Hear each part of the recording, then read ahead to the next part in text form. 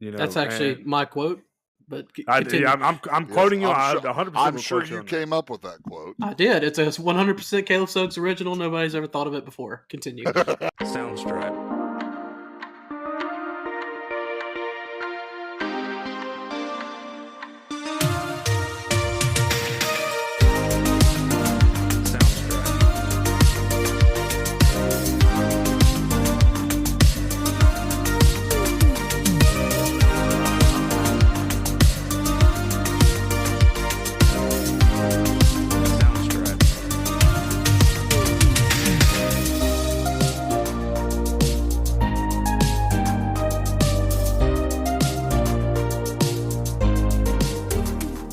Welcome into another episode of Blockbusters, a classic movie podcast where if you're like us and you miss the days of packed movie theaters and movie stores, and this is the podcast for you. I'm your host, Caleb Suggs. Joining me is one of my co-hosts, Dakota Lowry. What's up, guys? Glad to be here. And Ernie Ferguson. Never rub another man's rhubarb. I had faith in you that you were going to give me the quote I wanted, and you did not. What did you want? I wanted the quote. Now I just left my mind. Where does he get those wonderful toys? That's what I want. See again. That's right next. That's kind of like this town needs an enema. That's up there as one of the ones. Mm-hmm. One I really liked. I was debating on was I'm the world's first fully functioning homicidal artist.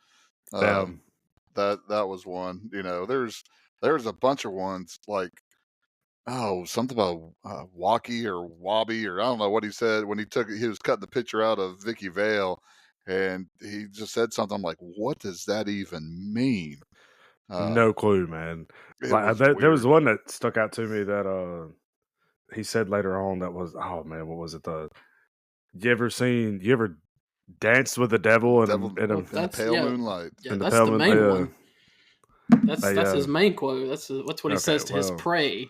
Although he didn't say it to a lot of people he killed in this movie, but that's what he always says to his prey. Yeah. But anyway, he wasn't preying on them though. He just killed them just to kill them.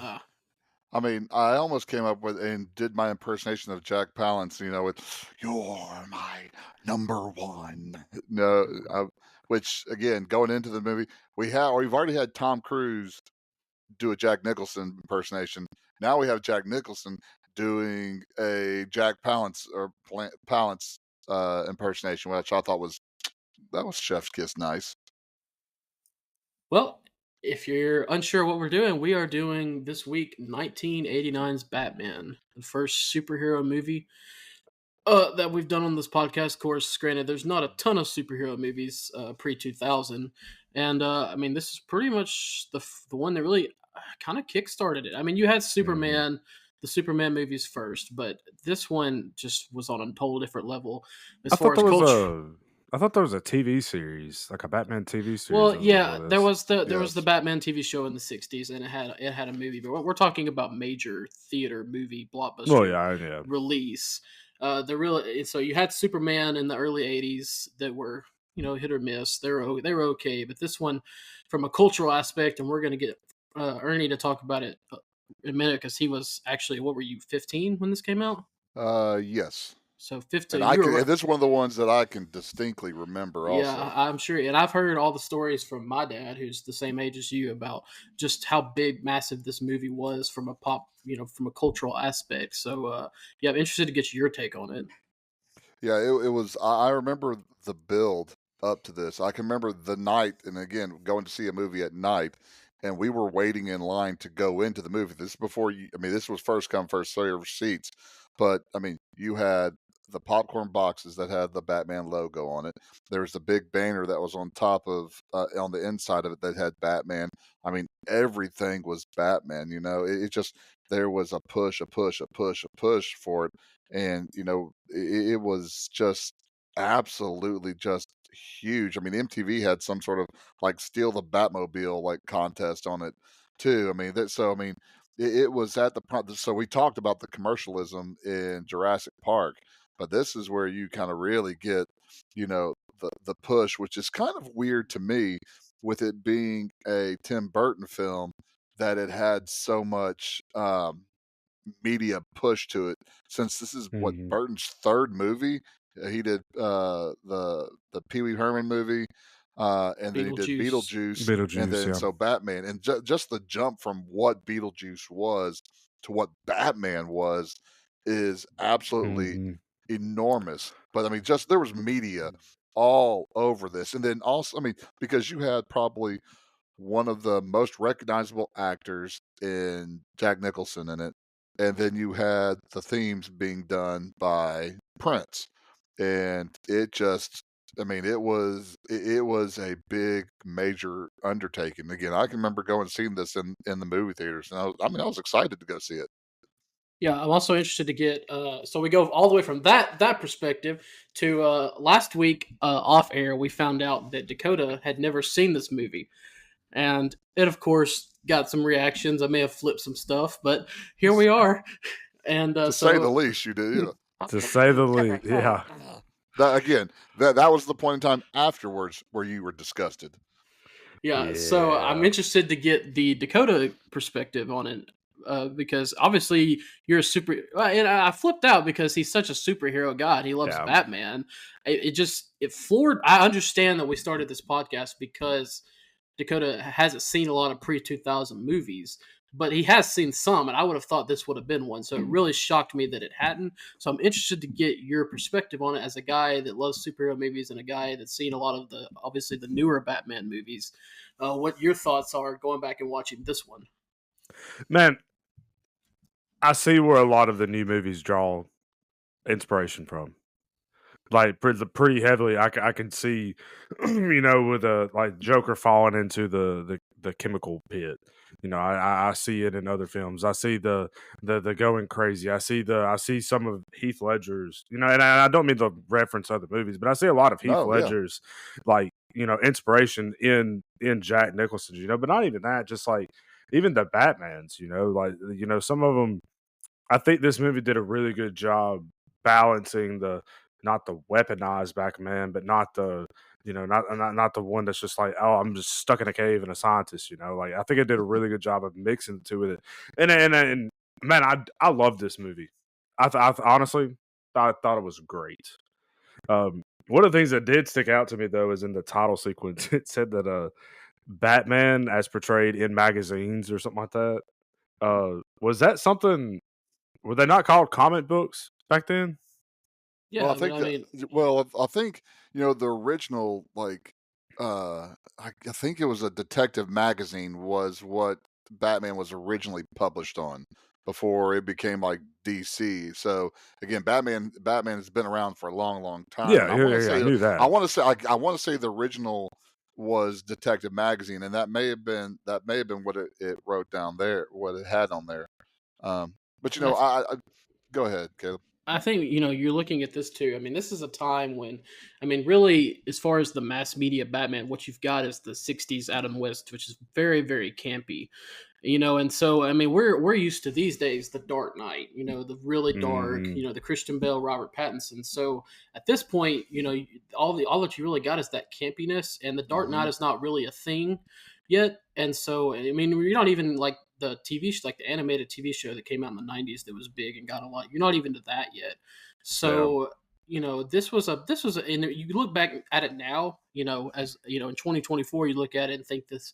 I don't want to say campy. The word's not campy, but it's not as serious as Batman. But I think it for 1989, it was a big leap from You what. could you couldn't go from the TV show to the Heath Ledger, Christian Bale one. No, You no. couldn't make that jump. You needed to have this 1989 Batman, which Mhm. was campy at parts. I mean, it was campy, but you also do have two crazy dudes. I mean, this Bruce Wayne and the Joker are crazy.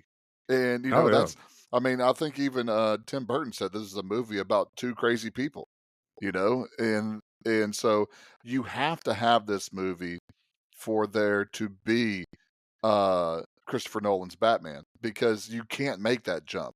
I mean, because you can see Jack Nicholson's Joker is a tie-in of Cesar Romero's from the TV show, and you can see it starting to lead towards Heath Ledger's also, because you can see the psychoticness, but yet he Mhm. still has the playful campiness at sometimes. That's just Mm-hmm. like like when he's dancing with Vicky Vale over and over again, and when he's starting to sing whenever he has that buzzer in the guy's hands, and he's, oh, I got a live one here.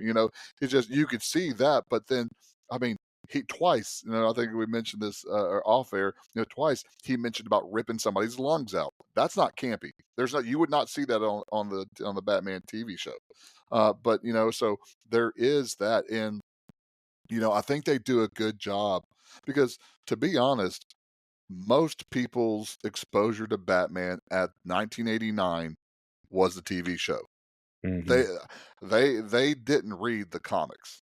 And by the way, any comic movie you're going to make is going to make the fanboys mad. So it doesn't matter what you Yeah, do, you're very right. So you can, and they already, and you can't, in 1989, there's no need to have something that campy. You need to have some edge to it, and that's where you get somebody like Tim Burton. If you see Tim Mm-hmm. Burton's movies, you see they have some darkness to it. They have some zaniness to them also. You watch Edward Scissorhands, you watch Batman, and you watch Beetlejuice. All three of those have darkness to them, but also have some sort of comedy, whether it's out and out comedy or whether it's just comedy there. It's just, I mean, it's there. And it's much needed for the superhero genre, I think. Yeah, this movie came on, and like even just in like some of the opening scenes and things like this, I definitely saw this and was like, this is 100% a Tim Burton movie. The This is sets sell it. The yeah. sets tell you this is a Tim Burton movie. That's why I love the sets. Were they drawings or backlots? I don't care. I like the grandeur of it, and just Mm-hmm. they're not real, but that's okay. I don't have an issue with that, because, again, I'm going in the back. I'm not going in as a comic book fanboy. I'm just Yeah. going into it. And Tim Burton's good at building worlds, Yep. and there are some stuff that you can tell are toys. When the bat plane, whatever it's called, crashes, that's a model, but Mm-hmm. that fits the movie. It really does, and Mm-hmm. that's why. And again, I love the sets that they had, the very gothic sets, and I love trying to figure out, well, what decade is this in? I mean, you think it's like the 30s or the 20s or something like that, but they have technology too. That's one thing I like about Batman, is that a lot of the stuff looks dated and old, but yet they have modern technology along with it, and Mm-hmm. I like that. I guess it's Tim, not the same as a steampunk, but it's kind of in that same breath. Yeah. Yeah. Tim Burton's portrayal of Gotham is probably my favorite up until the newest Batman movie. Mm. But I think this portrayal of Gotham is really what inspired like theme parks. Like if it's you 100%. it gets even better. And I know we're not going to spend any time talking about this, but it gets even better in Batman Returns.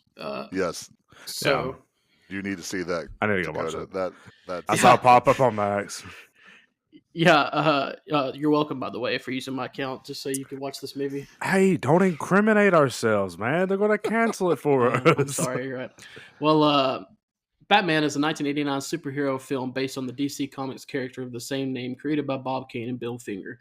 Directed by Tim Burton, it is the first installment of Warner Brothers' initial Batman film series. The film was produced by John Peters and Peter Gruber and stars Jack Nicholson, Michael Keaton, Kim Basinger, Robert Wool, Pat Hingle, Billy D. Williams, Michael Gough, and Jack Palance. The film takes place early in the war on crime of the title character and depicts his conflict with his arch enemy, the Joker.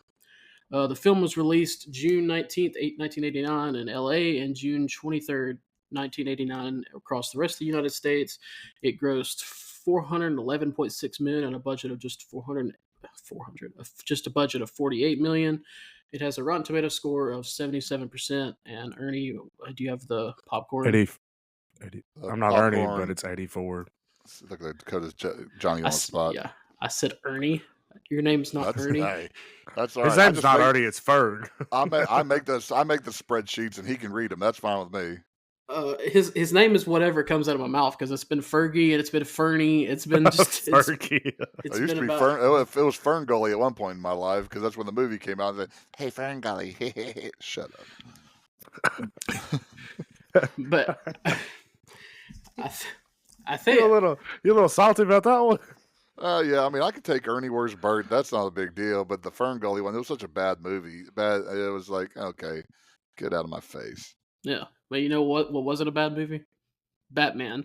And as Friday Segway.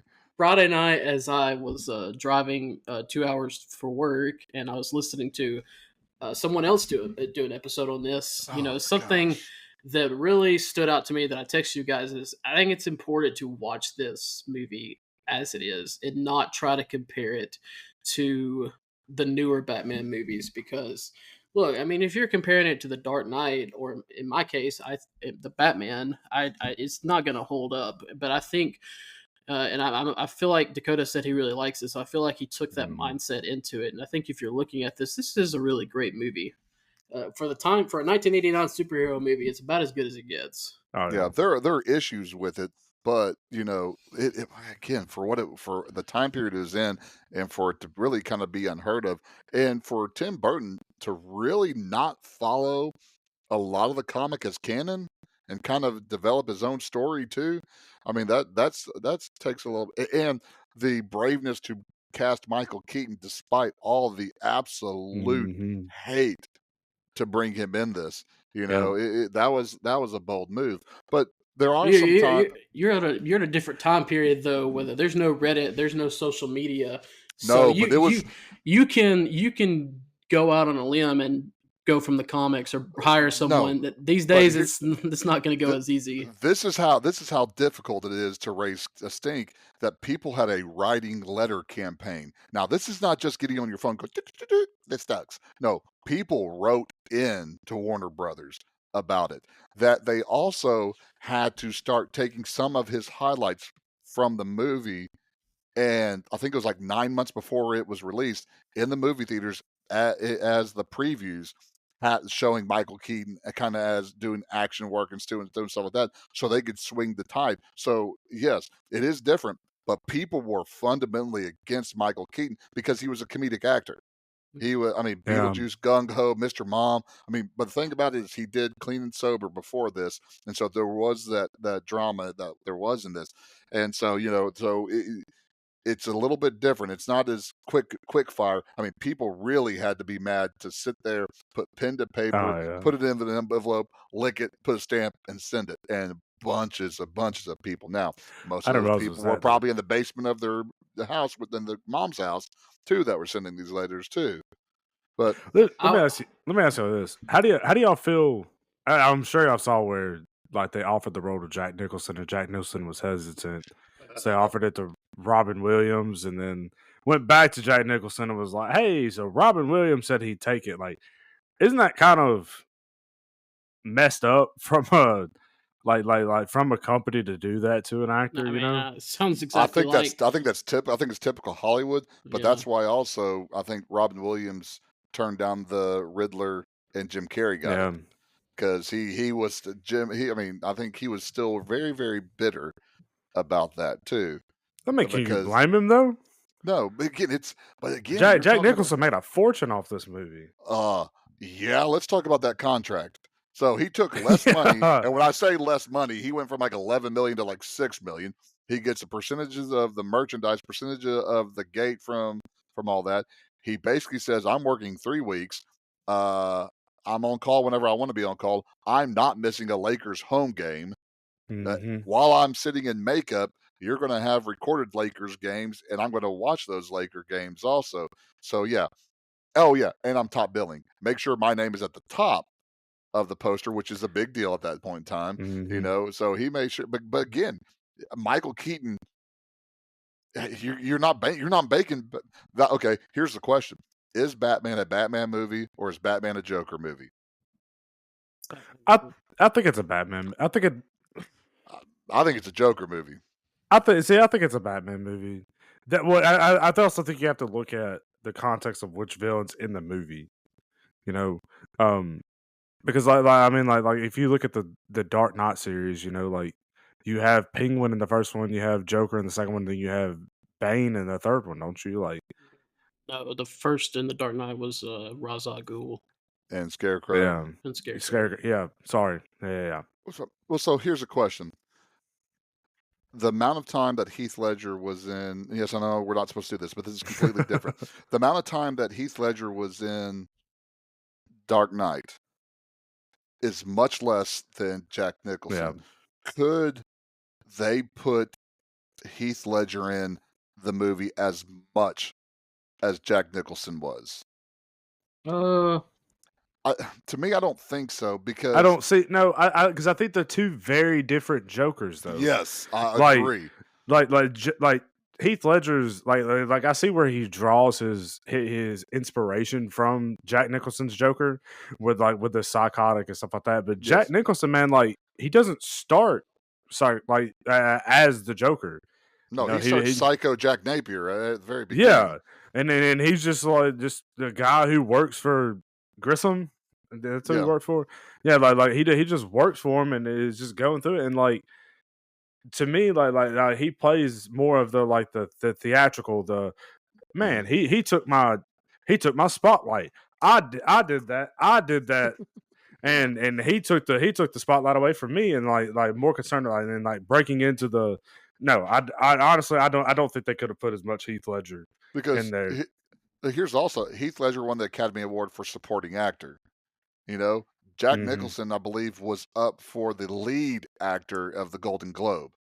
And so that kind of tells you right there that Jack Nicholson, that character, he truly had a full arc. So he had a full arc from Jack Napier to Joker and dying, Mhm. whereas Heath Ledger's was he didn't need to be in more because I think that takes away from some of the stuff that he Mhm. brought to it. Whereas this Batman movie, the way they brought in Michael Keaton, who I like, they needed Jack Nicholson. They needed the Joker to take up much Mhm. more screen time because of the way they this ver the Batman Returns is much better Batman with Michael Keaton than this one is.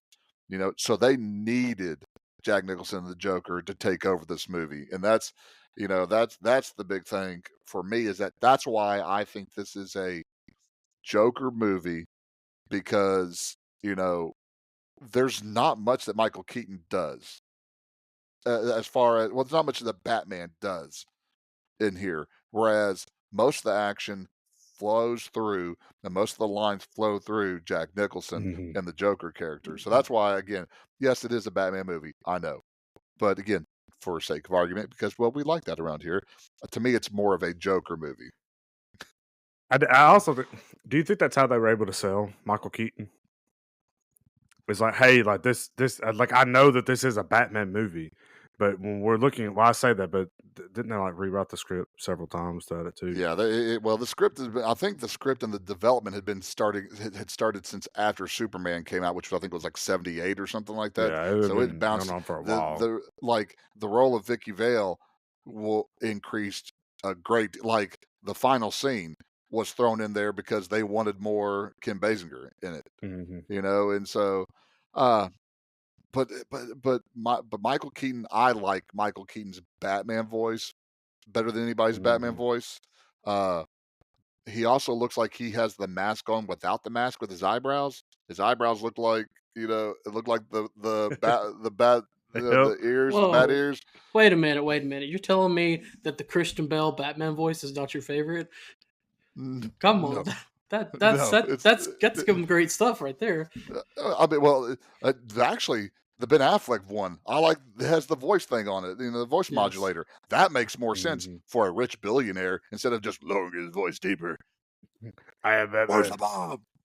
Yeah, Ben Affleck does play a very good Bruce Wayne. Michael I agree. Keaton, Bruce Wayne, he kind of, I heard this somewhere and now I can't unsee it. He kind of looks like Steve Jobs at times when he has the, Yeah, the black turtleneck. the turtleneck and the Sure blue jeans and does, the doesn't glasses. He he? does. Sure does, doesn't he?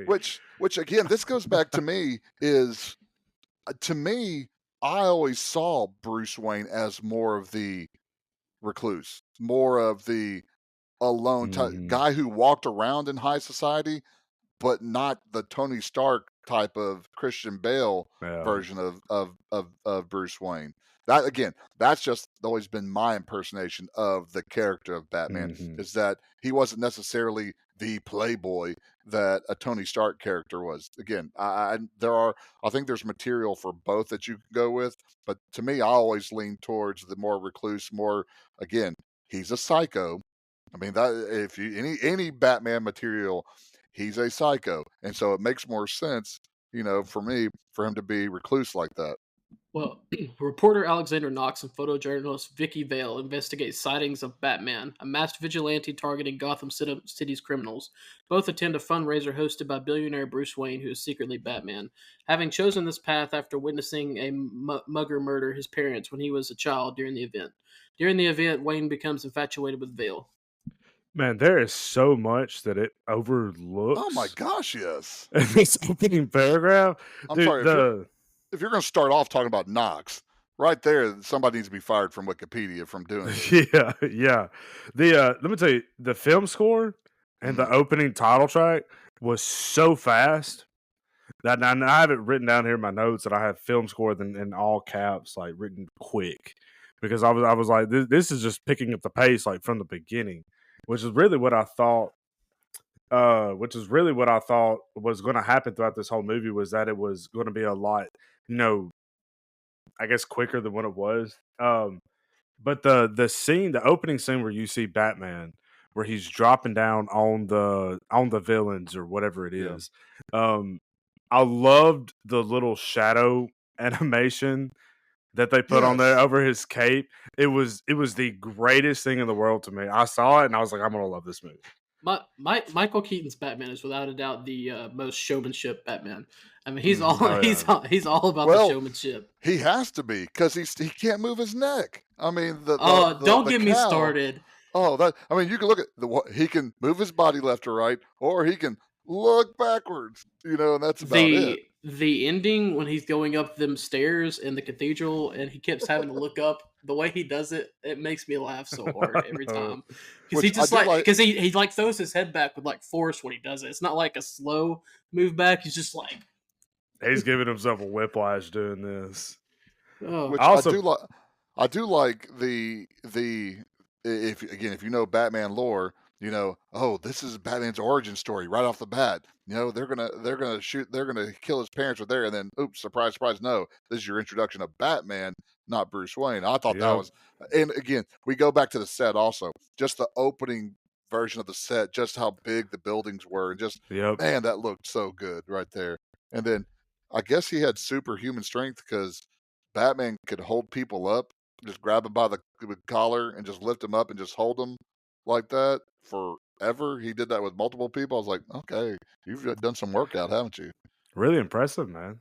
Yeah. And it needs to be mentioned. I mentioned this to Fernie. There we go. There he goes. There goes. Right before we went on air, but you couldn't do it in today's Batman, but the black and yellow is iconic on the suit. Yeah. I mean, it looks so nice, and I wouldn't want them to do it today because it would look weird and look stupid in today's kind of world with superhero movies. But yeah, I think Batman's red and blue. Batman what?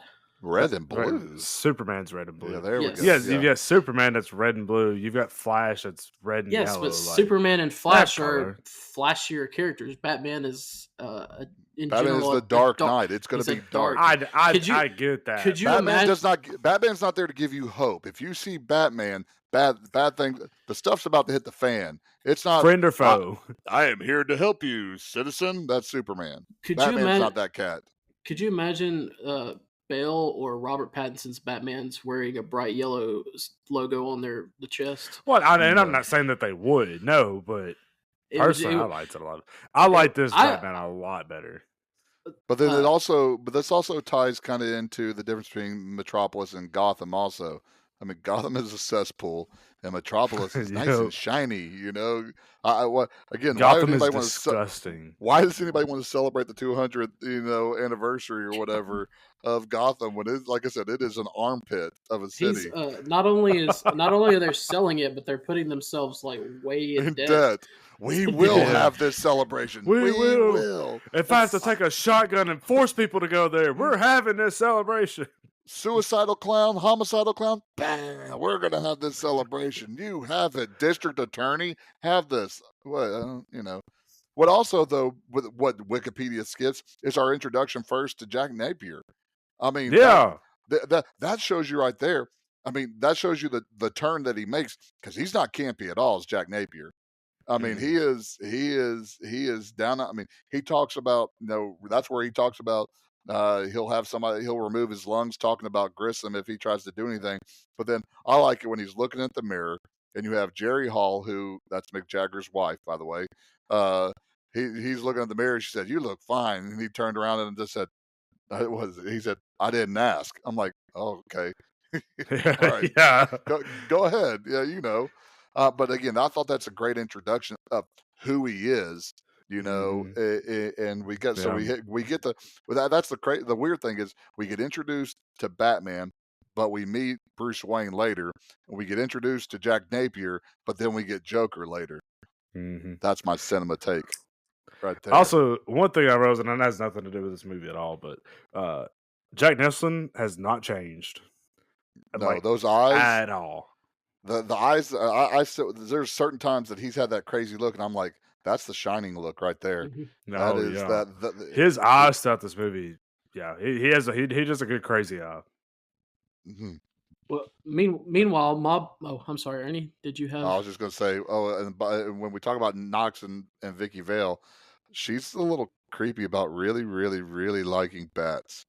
I was like, okay, you're freaky, girl. That's like a different type of freaky. We need to go back to New Jack City and bring Blade back for you if you like bats.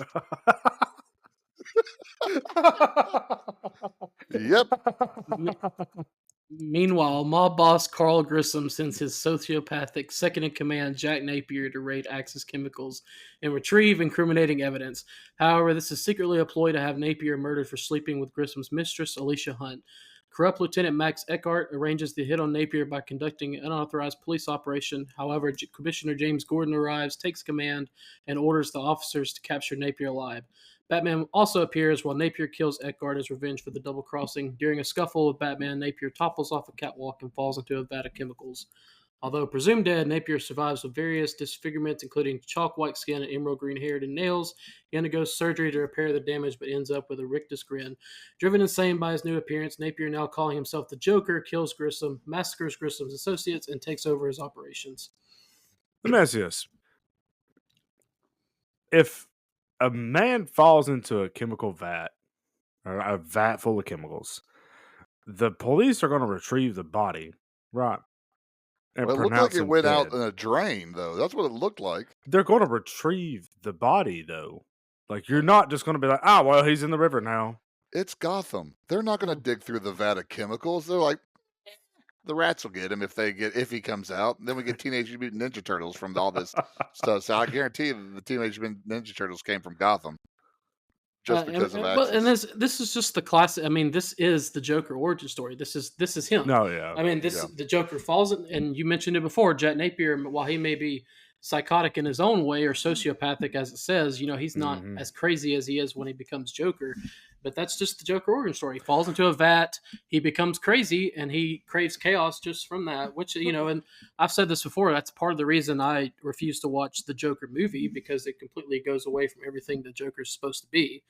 But see, and I was actually thinking about that during this movie. Was they talked about that when they pulled Napier's file? Was that he was a 15-year-old murderer who assault charges, assault charges with a psychotic break or something like that. Like, that he had mental health issues. Yeah, but okay, I'm not doing this is the Captain America. This is the Captain America effect, where you have Steve Rogers, his personality.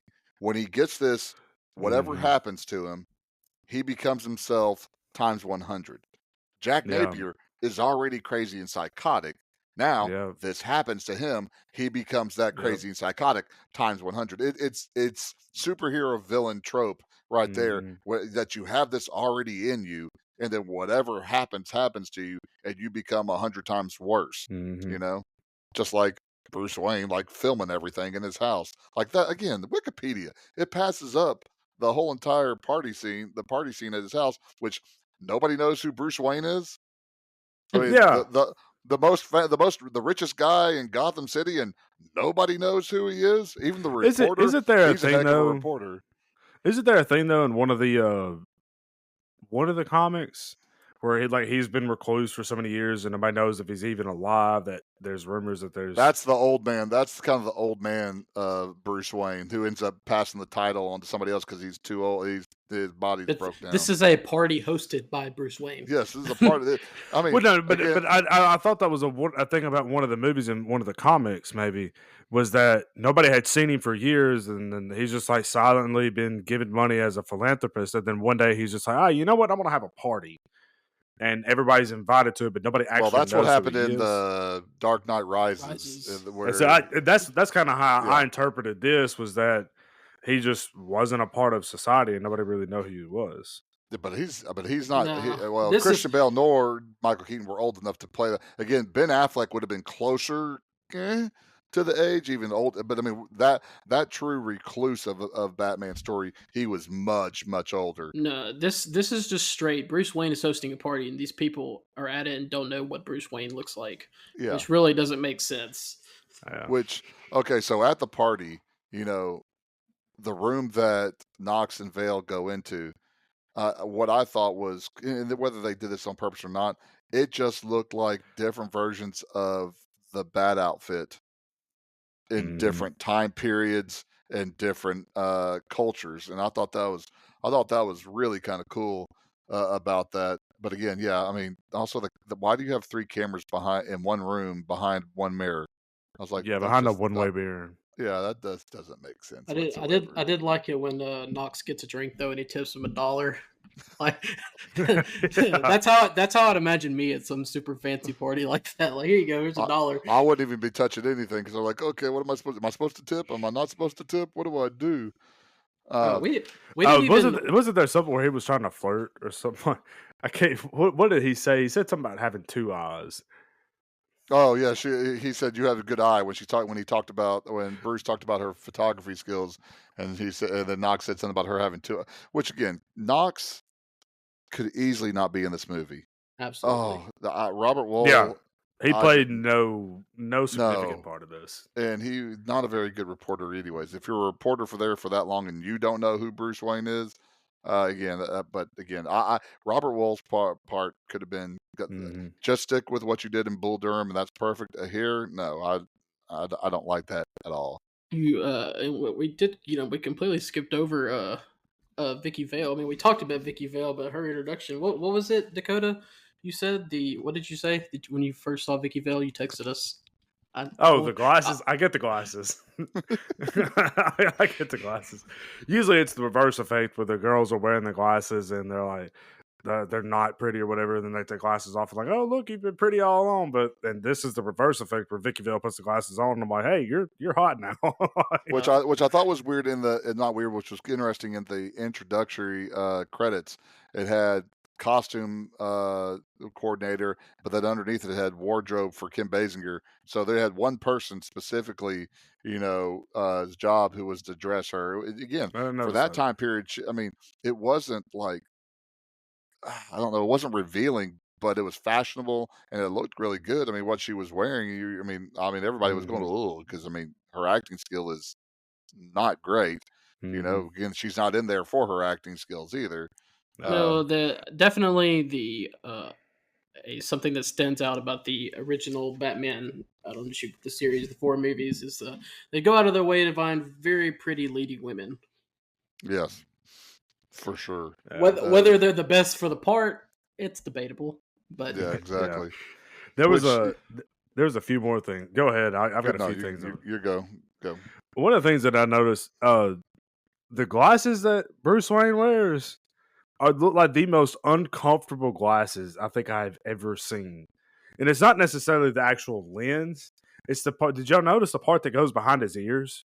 That actually, for somebody that wears glasses all the time, if I didn't look like a complete fool with them, that makes a lot of sense because they're not very big and I don't have to worry about them sliding up and down my nose with that. But again, he doesn't wear them all the time.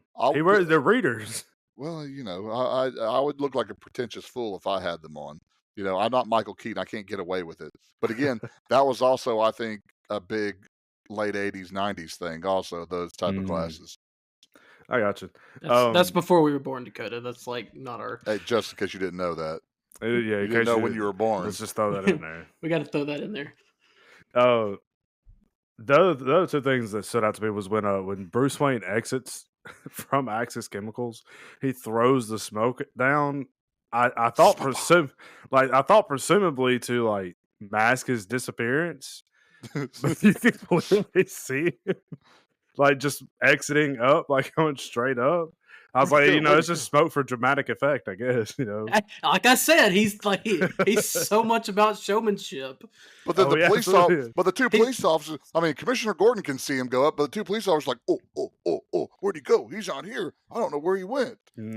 Also, we've been ingrained in the newer Batman movies. We've been ingrained with this idea that Batman doesn't kill or anything. Michael Keaton's Batman kills, and he kills a lot. There's a lot of people that die in this movie. Oh yeah. But I do think when they initially showed Joker in Grissom's office in this, just him walking out of the elevator in the shadow. The reveal is the reveal. When he gets just barely at the edge of the light, and the light hits the face, and that's all you see is the white face paint. Man, like that was great. Tim Burton knocked that out of the park. The whole transformation there, because I don't know why I didn't see this before. The smile on his face, I was like, then I go back and when I watch this, I was like, oh, when the bullet ricochets, it goes through his mouth. Goes through Jack Napier's mouth before he drops in the vat. At first, I just thought it was he just dropped in the vat, and that's why his mouth turned up. Then so you have that. That's the last time you see of Jack Napier. The next time you see him, then you hear the laugh. When the surgeon is trying to, the laugh is like, oh man, this dude, this is he's off his rocker, and then he comes in and gets called Sugar Bumps by Grissom. Sugar Bumps. I'm like, what kind of name is Sugar Bumps? You say that's the last we see of Jack Napier, but I think the most unsettling part is when he puts like the human makeup on top of his. He's got the smile. That's unsettling right there. It does. I mean, the white almost looks better, with that, and that's why. So you go into that meeting with all the gangsters, and again, what's the deal with that smile on your face? Just happy, just going around and just looking like that. Again, it was good to kind of see that. Joker starts terrorizing Gotham by lacing hygiene products with Smilex, a deadly chemical that causes victims to die laughing. Joker soon becomes obsessed with Vicky and lures her to the Flugelheim Museum, which his henchmen start vandalizing. Batman rescues Vicky, takes her to the Batcave, and provides her with all of his research on Smilex, which allow Gotham's residents to escape the toxin. Conflicted with his love for her, Wayne visits her apartment, intending to reveal his secret identity, only for the Joker to interrupt the meeting. Joker asks Wayne, "Have you ever danced with the devil in the pale moonlight?" which Wayne recognizes as the catchphrase used by the mugger who killed his parents, realizing the killer to have been Joker as Napier all along. He shoots Wayne, who survives thanks to a serving tray hidden underneath his shirt. Which, by the way, just to back up a little bit, if Vicky Vale's not psychotic, she should have left after they went brown chicka wow wow, and his homeboy's hanging upside down. But again, that goes back to her liking bats. But she should have left right there, especially since he took advantage of her when she was drunk. But that's neither here nor there. My question is, why did she stay at the table? Like they broke in and they spent 5 minutes down there vandalizing everything. Why didn't you just get up and go to the kitchen, go anywhere else? You're wrong, sir. They were not just vandalizing; they were doing an awesome dance number to a Prince song. The museum scene in itself, to me, is that's where they say, Jack Nicholson, you do you. Whatever you want to do, get after it. And I absolutely, Lawrence, and then it puts the jam box on. I mean, you have the biggest dude in there. What's his job? Oh, I'm holding the boom box. That's my job. And just going all the way, defacing everything except for the one disturbing painting, and just all of that. And you got the most disturbing part we've kind of talked about was him putting that makeup on his face. The Yeah. second most disturbing part is when she threw the water in his face and he was saying he's melting, melting, melting, and he just went boo. And then the cackle he had afterwards, I was like, Mm, man, that that's it right there. But the yep. whole entire thing, where he's just talking, he's dancing around, when he talks about his living art until it kills him, and he brings Alicia in and shows him. I mean, that's to me, that's my favorite scene. I like it because I love Prince. I don't. If you take the Prince songs from Batman and I just listen to it, can't stand them. Don't like them. Not at all. But you have the one at the parade and the one in the museum. Hmm. Man, that knocks both those scenes out of the park. Hmm. And it's a fantastic job, I think, by Jack Nicholson as he's just going super over the top. Oh yeah, and I think as this gets into her apartment later on, though, I think Bruce Wayne kind of arguing with himself, like, is he going to tell her? Is he not? Is he going to tell her? Is he not? Like, but even his whole little debacle where he's yelling at the Joker, and You I want to get forget nuts? even. Let's get nuts. Yeah, like that whole thing was just great.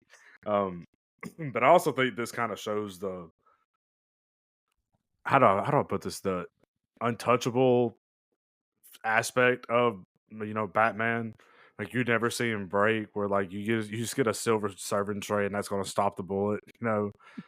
Like, And to be I rub my fair, eyes pretty hard at that. the Joker had a very small caliber revolver that he used. So if we're Yeah, but using if we're I won't using shoot a gun in movie the yard. And movie, Take movie a logic take a says we don't shoot anybody in the head.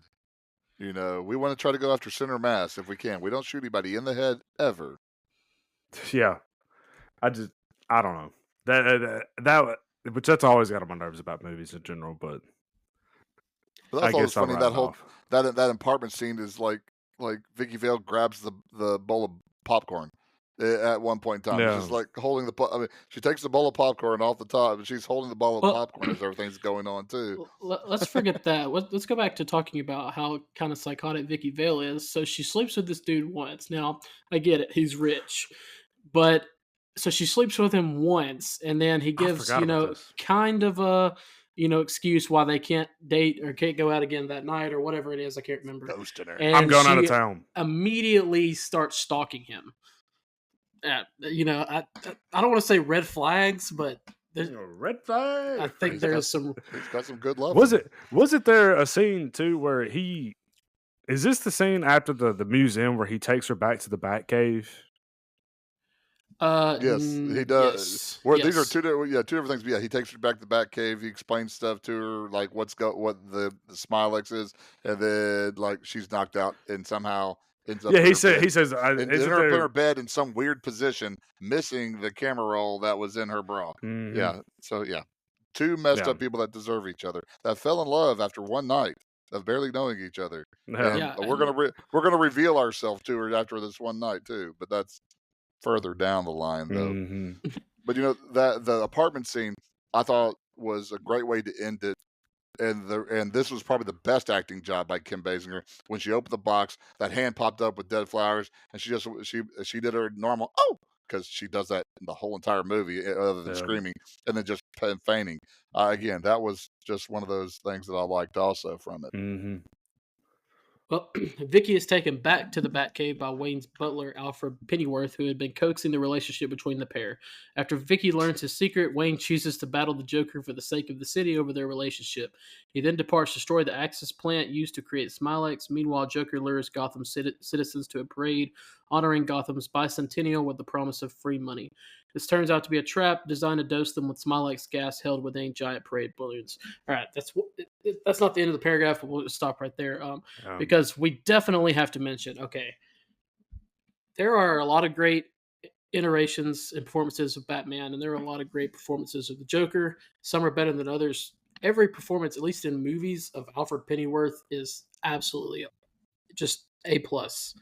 Yeah. In this one, and then you get Michael Caine and Mhm. and then in the Dark Knight series, and then I forget what the guy's name. I like Jeremy Irons one in the Superman versus Batman. Yeah, one. he's I like good him. too. He's and a then little more. in the newest one, you got the guy that played crap, the guy. What's that guy in the Black Panther MCU? Plays a villain. I can't think of what his name is. Oh, Andy Serkis. I don't know. Andy. He played. He's Gollum and all that kind of. Andy Yeah, Serkis, I think, and is he's his the name. one of the man. Alfred just doesn't have a bad. And this one, I mean, this one's very different. Again, just kind of like Bruce Wayne, kind of like Batman, and kind of like Joker. They all have their different ways they play the character. Mm-hmm. But this one, he does a great. And also, he seems to. I imagine he seems to be pretty tired of living with Bruce because Evidently, he gave up that. He gave up that secret identity quick. Golly. Sure did. I guess it's kind of maybe it's kind of like even though this isn't technically his house, it's kind of like a parent with your kids living with you for. I'm ready to get out of here. Or he wants no. Here's what it is. He wants someone else to do Bruce's laundry for at least he needs a break. Do you think Vicky Vale's going to do it? I don't know, but man, she doesn't know how to use she didn't know how to clean anything. They have one dinner in the kitchen and then sleep together, and he's like, this is the girl for you. You need to tie that down right now. You know what? I'm going to go ahead and tell her your darkest secret, so we can just get that. We can get that out of the closet. I forgot the whole dinner scene in the thing where they're like yelling at each other across the table from one another. I completely forgot about that. That's where she got drunk, and then the next night he was hanging like a bat. She was like, "Oh, I like that." He said, "Did you have trouble finding the house after she had just been to the house for a party previously?" Yeah. Did you miss the big mansion on the outskirts of Gotham City? I mean, everybody knows where the Wayne Manor is. I mean, I've always loved the jokes about how Bruce Wayne doesn't really hide that he's Batman. Like, you've seen those jokes where it's like, who could Batman be? And they show like Wayne Enterprises, and it's like a building that looks just like Batman, like the AT&T Bat building, like the Bat Cowl. Yeah. Yeah. So see if this sounds familiar though. We have a crazy person promising money so people come out. That's again. That's. I mean, and you see that happening. You see that happening here again. That shows you though. Again, the kind of the cesspool that Gotham was, because you have all these people, homeless people, and the police know that this psycho clown is going to be there, but they don't come out there. They said, well, maybe here it is. Maybe they can help us get rid of some of that riffraff in the city, and then we'll take him out. That way, we'll be able to beautify Gotham some more. Gotham, yeah. Yeah. Gotham is a poop hole. Hey, Bane had it right when he wanted to blow up the whole entire city. They should have let him do that. Just like in the Batman where it's all flooded too. Hey, Batman Begins. That was what Ra's al Ghul was going to do. I mean, literally, most of the newer Batman movies are like us. We're trying to cleanse the city. What's the purpose? Just go to Metropolis and live, or go to the suburbs, But I mean, no, there's nothing good that has come out of Gotham. Never. Name one thing good that's come out of Gotham. There's nothing. It's awful. So speaking of this parade, I take it this is supposed to be a off put, or I don't know, like an alt version of the Macy's parades. Well, it's a celebrating the 200th year of the city's creation or something. Performed by a psychotic clown. Yeah, that's what you get. I mean, you get from, because they canceled it. So for some reason, I don't know if I dreamed this, or for some reason I had a memory of the money they throw out having the Joker's picture on it. See, that's what I thought that too, but they never showed it. Yeah. I thought he did, because he did make a reference to it earlier. But there's a picture of George Washington. He said, "Oh, look." Yeah, he does tell Vicky Vale that he wants to be on the dollar bill. Maybe there's like extended edition. Maybe that's like a deleted. I could have sworn that I kept waiting for like someone to look at the money and his picture to be on it. Oh, I was waiting for him to go, ha ha ha ha. Now I'm going to gas you. You're all going to die with a smile on your face. But speaking of something else, how much time did it take Bruce Wayne to get from the Wayne Manor in that Batwing to get there, to go play in the moon, to finally get there? I mean, he took his sweet time around Gotham getting there to be able to clip those balloons. I'm trying to figure out why, if he's got a Batwing, why he needs to drive around in a Batmobile, which would clearly take much longer to get to his destinations. Which that Batmobile is very much like his cow. It took that turn like that. So I mean, it took Mhm. that wide turn, and just like Bruce Wayne couldn't turn his head. All right, the Batmobile couldn't turn very well without a Not grappling very hook Well, either. maneuverable. here's a Yeah. question. Here's a Batman related question. What's your favorite Batmobile? Oh, the TV series. Give me the The old old one. one? The old Give me one? the old one. See, I like the newest one, the muscle car. And See, I want to cruise, but I want to Yeah. cruise. I want to cruise. I don't want to like roll. I You don't don't want think to you could go to back. cruise in that new No, muscle car? okay. This may offend some people, but that car is like the jacked up trucks that's got the cow nuts in the back that has these loud pipes that just coming down the street. You don't need that. That's just like that's small energy right there. You know? A lot of people's Small. favorite is the tumbler from the Dark Knight series. It is Which, cool, but I like, mean, as far as cool, I mean, obviously you're not going to be able to drive that down the street. Drive that down the street. hey, Bruce Wayne did it very effectively in Uh, those movies. He took out it's well yeah, again. He it's took out parts of Gotham, but nobody seems to care about because again, it's a poop hole. So it doesn't matter if you take out this building here, take out that Which building is yeah. here. one of those We're things playing that loose with the word effectively there. yeah. Which is it's one of those things that's it's one of the videos I've always seen after that comes out after superhero movies. It's like one of the parody videos that's like the superhero insurance. Like, oh, Superman crashed into your office building, you need to make an insurance claim. Like, Well, and what's so funny about that is the plot of Batman versus Superman is Batman thinking that Superman's too dangerous because of all the damage he causes when he fights, because But that Batman never mm, causes damage when he But one of the fights. brilliant things about that, though, is that we never see what happens afterwards nope. when things happen. And so, one thing I liked about the intro to that movie was you had it come from Man of Steel about all the fight between Superman and Zod, happening, and then all of a sudden you see Bruce Wayne in the next movie, Superman versus Batman or Batman versus Superman. You see the destruction from the ground level, and I thought that's always pretty cool to be able to see something like that because Mhm.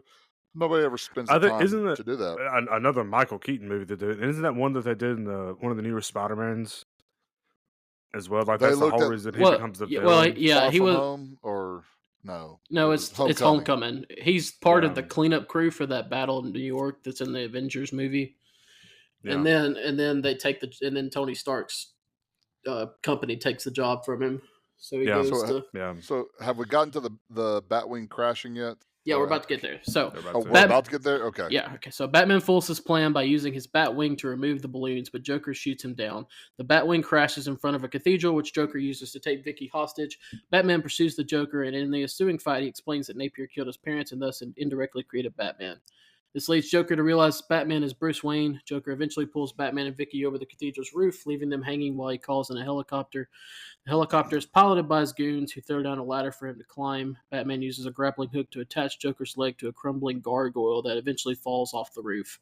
Unable to bear the statue's immense weight, Joker falls to his death while Batman and Vicky make it to safety. So, before you get into this, I just have to say, I'm curious to know what your thoughts on it because I feel like it's a scene that some people like and some people don't. But the Well, scene where he pulls that ridiculously long revolver out of his pants and shoots the Batwing down, even if it makes no sense that a gun like that would take down the Batwing, I absolutely love that scene. It makes me laugh every so time. what's more ridiculous? That big long gun that he pulls out that with one shot he takes down the Batwing, or the fact that the Batwing looks like an X-wing fighter or X-wing fighter and has missiles and has Gatling guns and he can't shoot the Joker. I mean, so again, Bruce Wayne's supposed to be the smart guy and this techie guy, but he can't blow up the Joker. But but that scene. Tell me that scene is not the Joker scene in A Dark Knight. Whenever Heath Ledger is sitting in the middle of the Mhm. road Yes. and Christian Yep. Bale is driving right at him, that is not, I mean, it's not frame for frame, but it's the same thing. And again, that's Oh where you yeah. kind of get that homage. I like it when movies kind of pay homage to something, Hmm. and not in a direct way, but it's there. You see it, and it's one of those things where it's just like, man, that's beautiful. Christopher Nolan took a good scene and made it a great scene in a different Mhm. form or fashion. But it's one of those things, it's just like whenever I think during this after one of the scenes when they get out of the car, whenever Vicky Vale and Batman get out of the car and the goons are chasing him, and the guy flips over the fence and he's got the swords and he starts doing all the swords. I'm like, that's Indiana Jones. That's Raiders of the Lost Ark, where he's going Mhm. and he finally he does the one move that Batman could do in this movie, and that's kick him in the face, But I was like, that's it. That's Raiders of the Lost Ark, and I was like, man, that's good. Now, from what I gather, the movie was supposed to end at the parade, but they came back and added the cathedral scene. And I wonder what that ending looked like, because again, Mhm. I mean, some other things that were like Vicky Vale was supposed to be taking pictures of the two models that got the Smilex or the Smiley or whatever, and so that was supposed to make it a little bit darker too. But I'm curious because the cathedral scene, it was kind of it didn't fit them all of a sudden going into that cathedral to me, but I also kind of like it too, which is weird.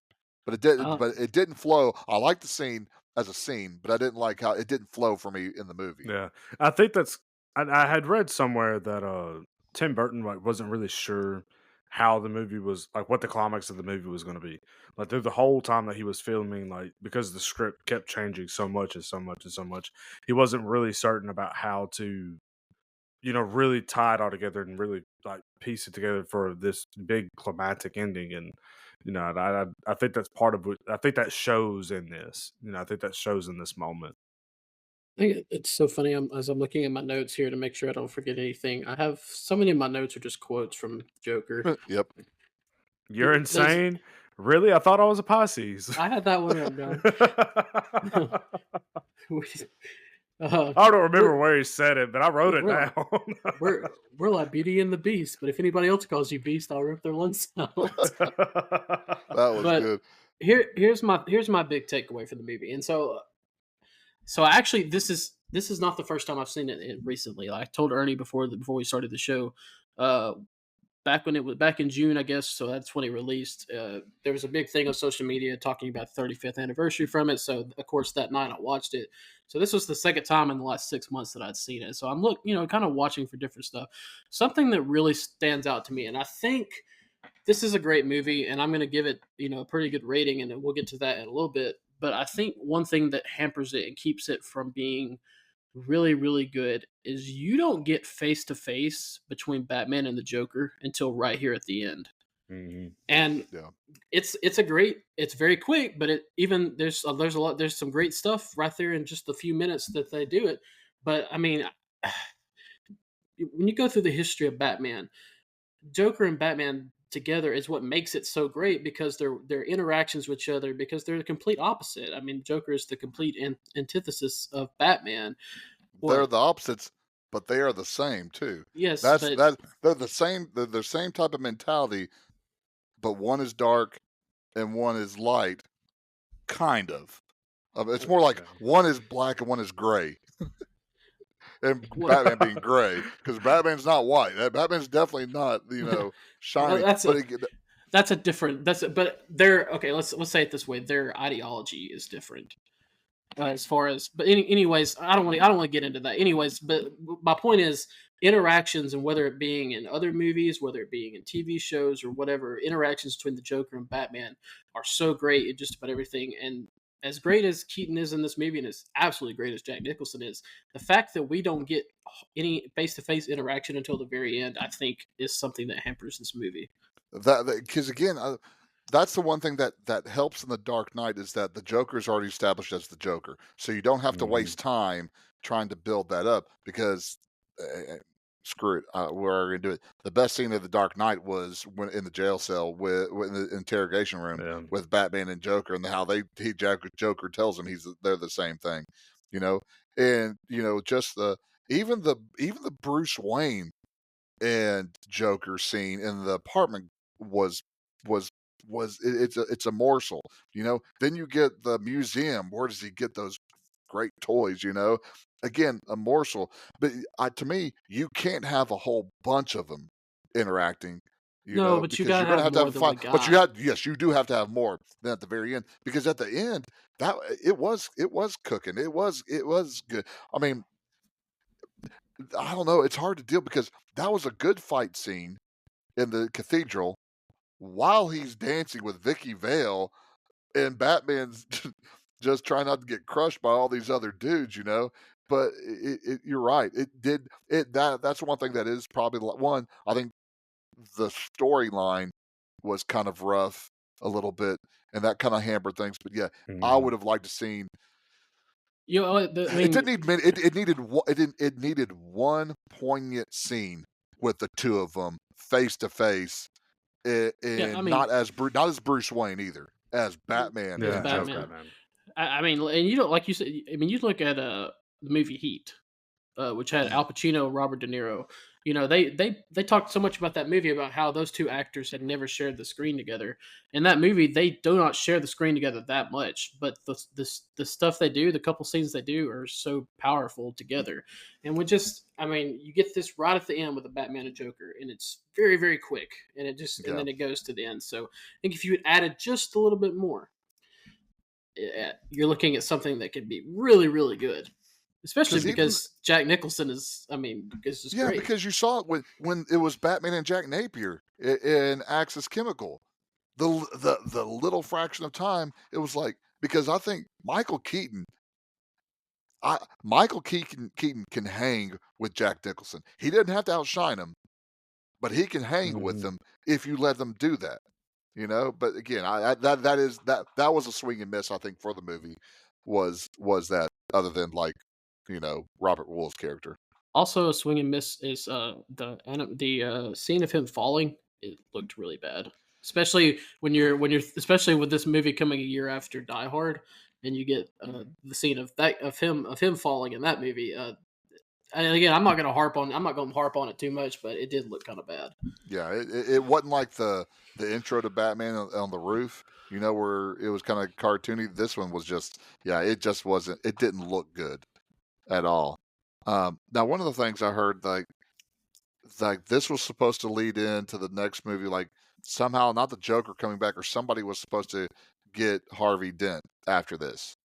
And I don't know if it was supposed to be at the end of this movie or the beginning of the next movie, and that's where you get Billy D. Williams turning into Harvey Dent Two Face. Which again, like this one thing I heard is like, what are they gonna do? Like shave shave half of his iconic mustache and make him Harvey Dent like that?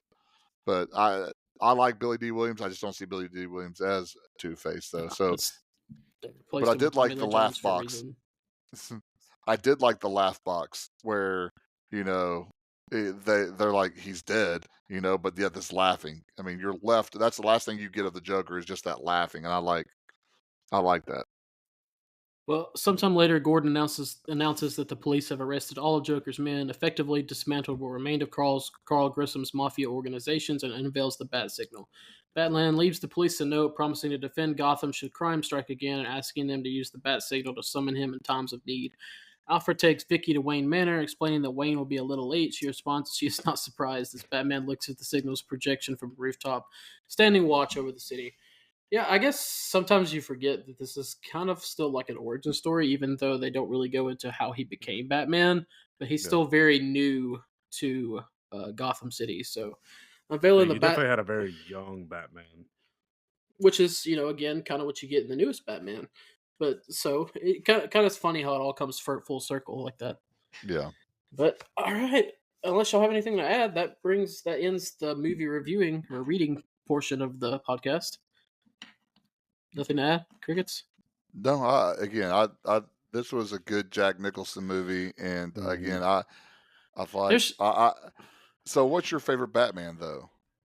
Is it Christian mine. Bale? Yeah, No, well, it was up until the newest, the Robert Pattinson. Robert Yeah, the Robert Pattinson. Pattinson one. God, put he's good. into, I cannot put into words. I do not know if I've ever been to a movie in the theater and been blown away that much. I mean, I really, I mean, He really well. You really were. yeah, I talked about it for a while. And Yeah, you did. Because so, I was the one who talked about it too. yeah, I don't know. Yeah, Pattinson, but before that, Bell. But I mean, there's not a Batman. I mean, I love Ben Affleck too. I love. I know we had this discussion off air one time, but I like Kevin Conroy, the animated Batman, the voice of the animated Yeah, he's Batman got a too. Is he good. the one? Yeah, that's Is he a the good one that did voice. it in Lego Batman? No, that Uh, was Will. yeah, no. What's the golly? He used to be on Saturday Night Live. Not Will Friedle. No, that's Boy Meets World. Well, he did the Batman Beyond voice, Okay. which is my Yeah. one Will of my Arnett. yeah. Yeah, Will Arnett. Yeah, I think that's Yeah. who did the Batman, the Lego But and Batman voice Kevin Conroy was the voice of Batman for decades. forever. I remember Yeah. the Batman the animated series. Yeah, yeah.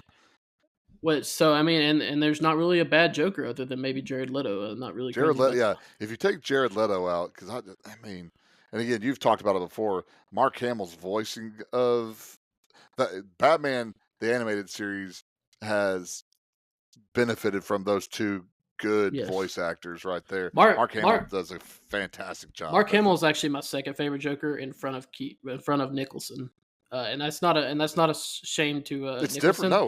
No, I love Mark Hamill.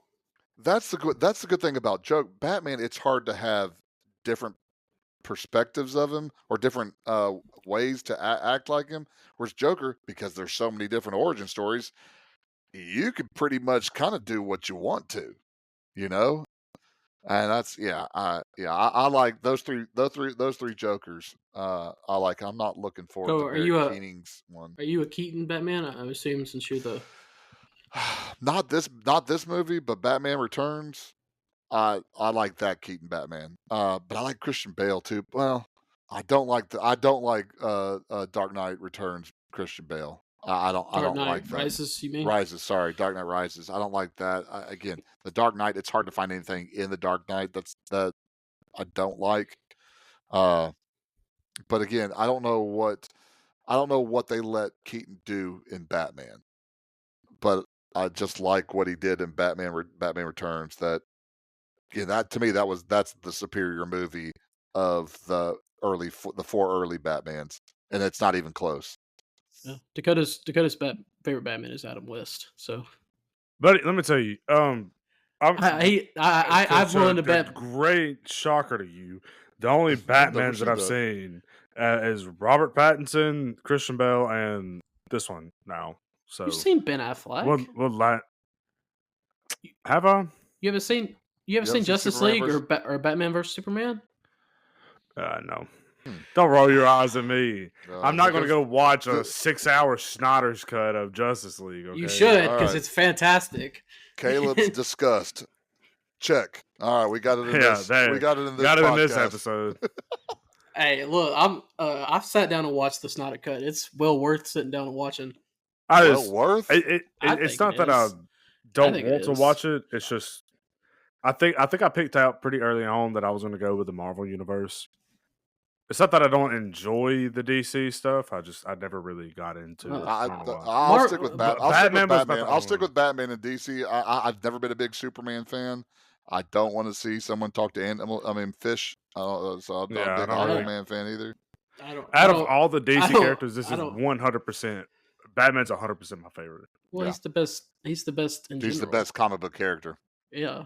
I just got a text from my wife that said Batman's the only good one in the DC universe. She knows what she's talking about. She knows what she's talking about. I don't really care Marvel or DC. If I like it, I like it.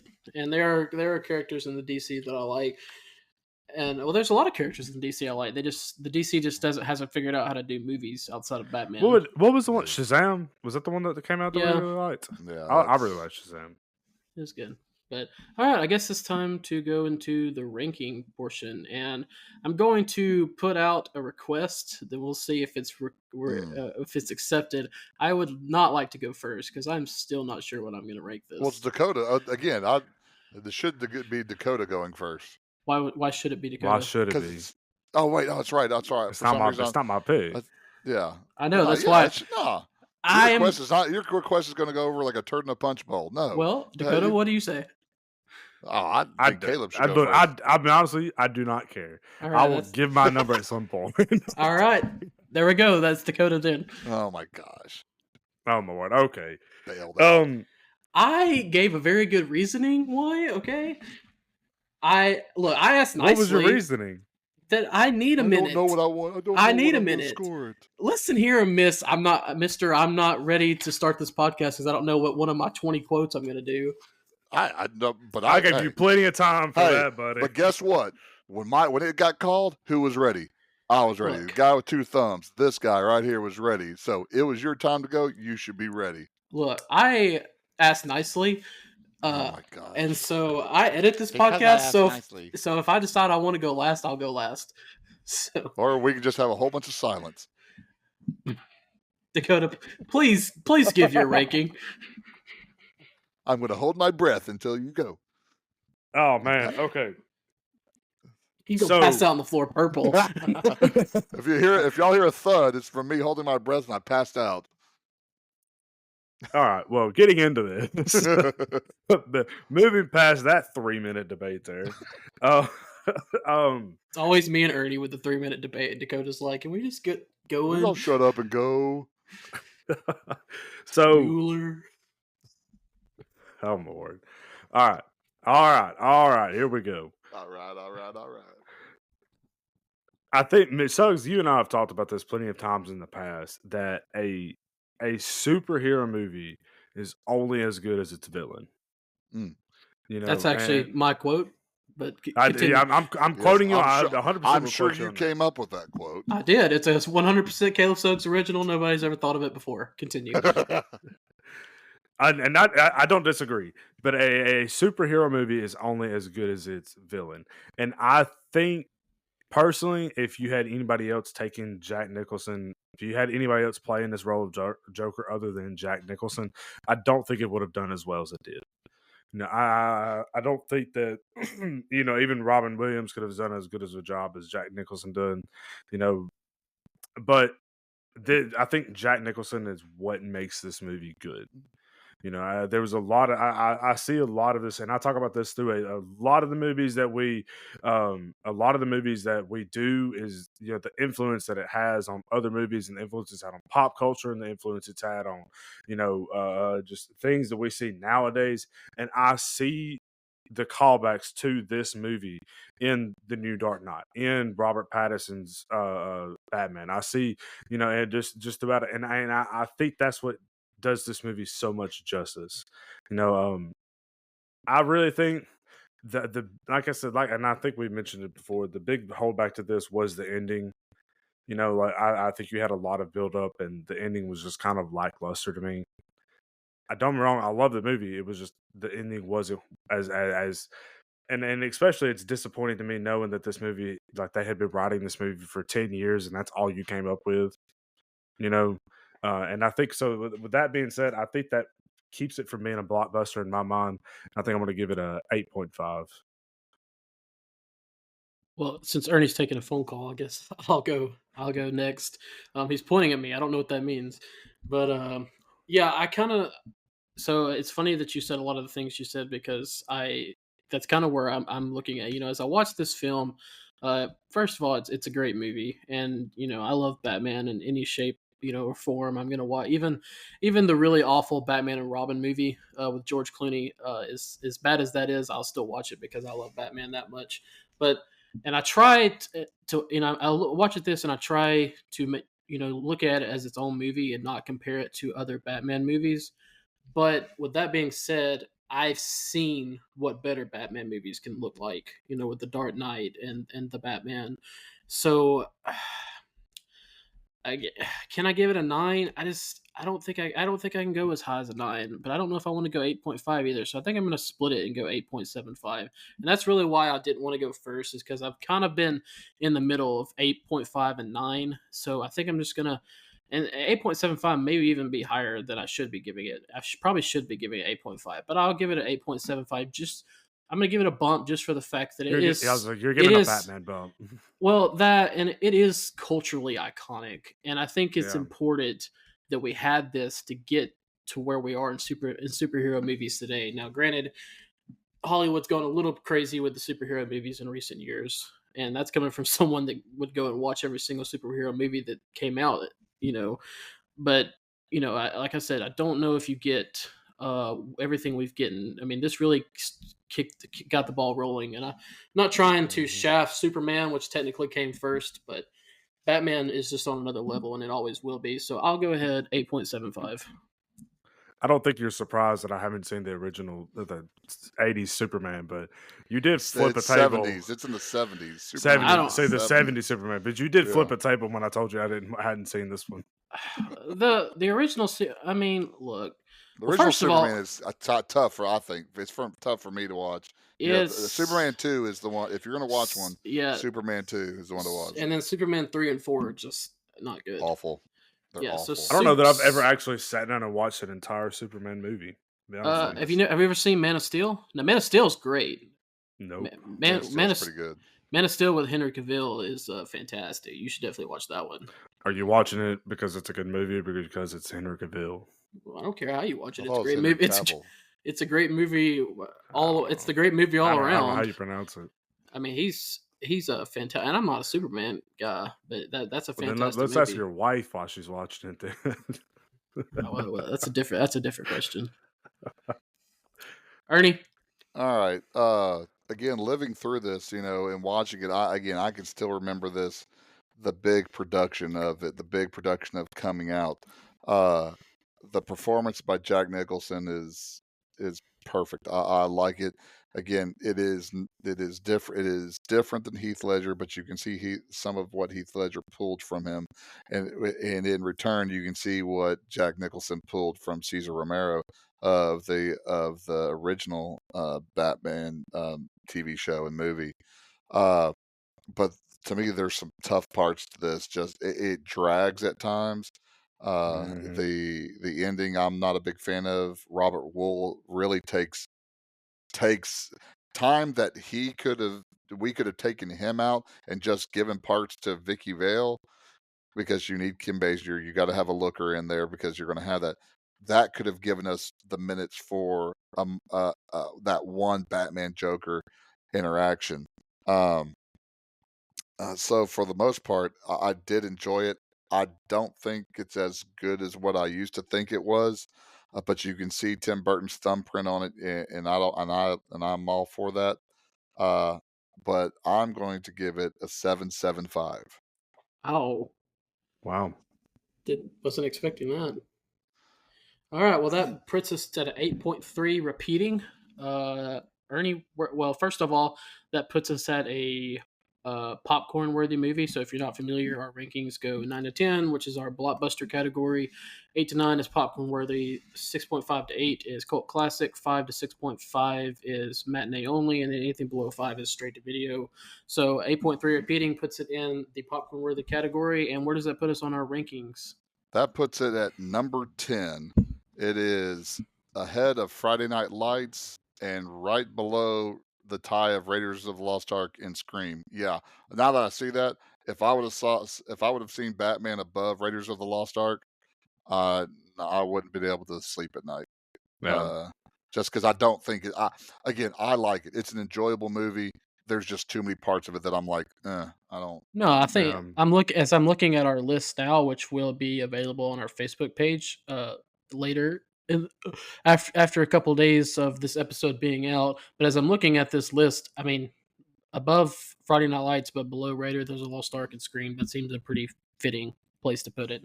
Yeah. Hey, fix the color on that Batman. That's a different color red. I just did. You got to give me I'm some sorry. time. It bothered me. My goodness, it's I a know different nobody can color say- red. You're such a speaking of- diva. Oh my! Speaking of things that people can't see, Fergus also wearing his Batman T-shirt for this Yep. podcast, for this episode as well. Yes, I am. I'm really surprised because I told Dakota that I thought that our rankings were going to go his the lowest, mine in the middle, and you the highest because you had actually lived through this Batman. So I'm a little surprised that yours was as low as it was. I thought it was great. Because I think the Batman Returns or whatever the next one is a far superior Batman movie. But see, and that's one of the reasons that I like why we do it this way, where I haven't seen these movies, because you're ranking this movie in comparison to something that comes Well, after that you've seen. well, not necessarily, but I mean, yeah, that's in my mind. But again, I don't like Robert Wool. I truly think he takes away a lot of way Mhm, of it. Kim Basinger did not have a good acting job. I don't even mhm, know if she was necessary. Uh, the plot of the movie just kind of goes back and forth and back. This score is this high because of Jack Nicholson. yeah, And there's no ifs, Yeah, ands, and buts about that. yeah, If it I'm wouldn't have already, had his, it would have gone lower. I'm already kind I of give regretting it. my 8.75. Probably should have went 8.5, but it is what it is. I I re- mean, I You give it a regret bump. I regret it. I regret about all my picks after I do them. I mean, I think you get buyer's You remorse. do. Let me tell you. uh, So, speaking of something that Ferd said, is there any movie that they do that with nowadays? do what with. With the whole, I mean, I know they have like the posters in theaters and stuff where they are advertising movies and everything, and they have like, I think when Dune came out, they had the popcorn bucket, I but mean, and like I think Yes, when yes, they that did have a popcorn they had bucket that one, and then for Deadpool. sure, a proctologist popcorn bucket. But that's no, But they're not I don't think they do any movies like because to that magnitude. no, because nothing's digital. they're trying to get people to just come to the movie theaters now, so they're definitely not going to spend all this Maybe money on advertisement. in the last 10 years, though, I can't really think of a movie that they really did that with. Did they? Well, I mean, are you talking about the Probably, like probably, advertising it? probably like Not really advertising. Avengers Endgame would probably be. Yeah. I'm just talking about like showing up at the theater and having the banners and the posters and the all of that there. I don't, and it could just be the No, area we live in too. yeah, it's just No, a well, I mean, different you also got to time. look at. I mean, we're talking about in '89. There was four regular. If you didn't have cable, there's four TV stations. So ABC, CBS, NBC, and Fox. You know, you had cable, but I mean, most of those were like the shopping network. So again, I mean, Hmm. and going to the movies was a thing. I think Caleb said it right. I mean, that's why we're doing the '80s and '90s because going to the movies is lost, Hmm. especially after COVID. It's been lost, Oh yeah. and also you look at some of the stories that we've gotten. I mean, yes, this is a franchise, but I mean, nowadays everything is just let's regurgitate some old Regurgitated. stories. There's Yep. no original idea, and you're not rewarded with with having new ideas. I Hmm. mean that's the issue is that nobody wants to try to create or greenlight original stories, and Hmm. that's the thing. If you find something that's an original, you know, then go to the movie theater, watch it, and Hmm. support it if you want more of that, or else you're going to get Freddy versus Jason Part 17. Okay, first of all, there's only been one Freddy versus Jason movie, so let's not. Or you're Okay, going to get Freddy in space, or Jason in space, or Jason okay. X9, Second or of all, Jason whatever. X. I enjoy watching that movie. Once you get over Of course you do. how stupid it is, it's pretty enjoyable to watch. Okay, but yes, Yeah, I yes, it there is. there are two movies off the top of my head that I can think of that had probably originals ideas, but they slapped it onto something else to try to get people to come watch it. And I hate that because they probably could have been really good movies on their own. But You gonna leave us hanging with the movies, I or know that's what I was wondering too. I mean, well, one of them is the Joker, and the other is Halloween Ends. well, I nah? mean, Yeah. but like something like Get Out by Jordan Hmm. Peele. That is That's what I'm talking about, where it's like it's original thought. Hmm. It's original type of thing. And I mean, it's not my type of movie, but that's the things that people need to go support Yeah. is stuff like that. Not again, not Not I don't know. another copy of Wicked. Yeah, which Uh, again, me being liking Broadway musicals, yes, I know. Don't say anything about that, but I fear that it's going to be awful. well, speaking Yeah, of I don't know how it's gonna be, but sorry. speaking of new movies, that gives us a great great time to plug our new content that will hopefully be coming in the next few weeks. Me and Dakota will be giving you a bonus episode of a movie that we go see at the theaters, where it will not be near as long as this one because Ernie Ferguson will not be on it. So that will cut out a good 50 minutes of content. Golly. But yeah, and this will not take place of our weekly episode, so you will still get your weekly Ernie Ferguson, because I know all our listeners crave it.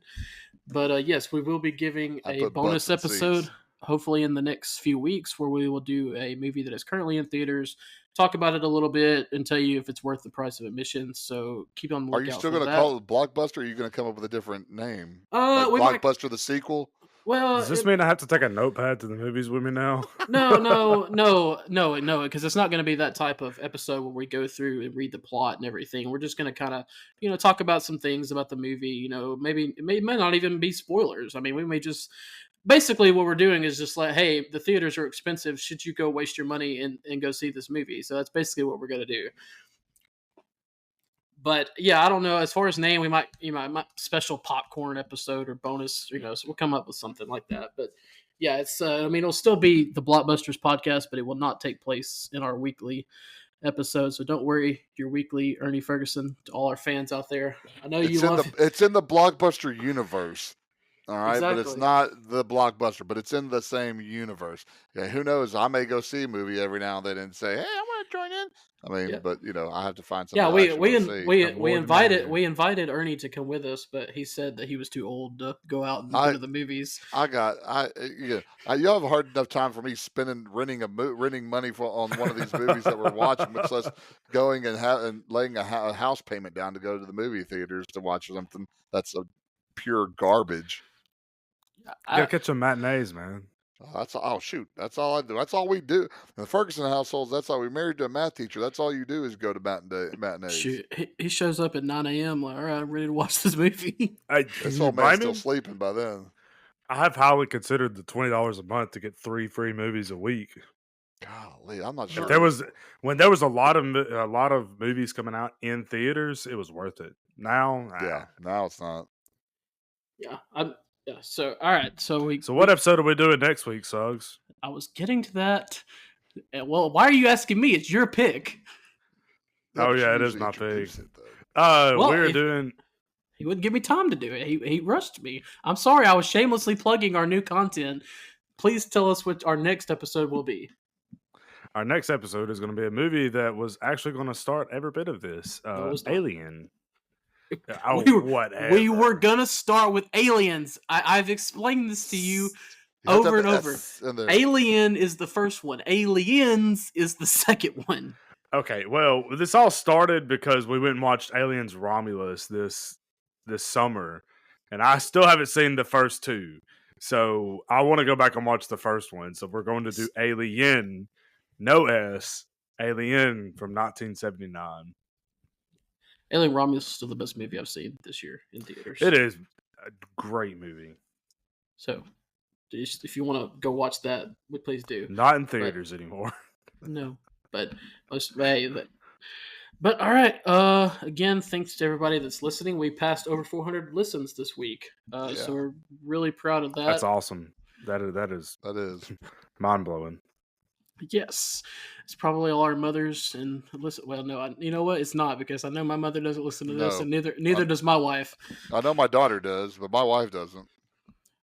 My dad does, and that's he's our number one critic. So I mean, we need to have a critics corner for him and Kamei just to be able to. Yep. Speaking of Kamei said, "Boo, Predator is better. Ugh, Alien. Do Predator instead." All right, this needs to be part of the podcast every week. The Kamei text, and there is Caleb's disgust part 2. Part 2. Anybody that says Predator is better than Alien does not have taste. I have no opinion, because Alien Romulus is the only one I've seen in either franchise. I love Predator and I love Alien, but first of all, Predator is a ripoff of it. You know what? I'm not going to get into this. I'm about to say, let's wrap this up since we're already over an hour and a half. It's not because of me either. Okay, well, yeah, because you didn't do your fair share of talking in this. I'm ready to end this. I'm just. All right, then end it for us. Hey, We'll see you at the movies, and I'm Batman.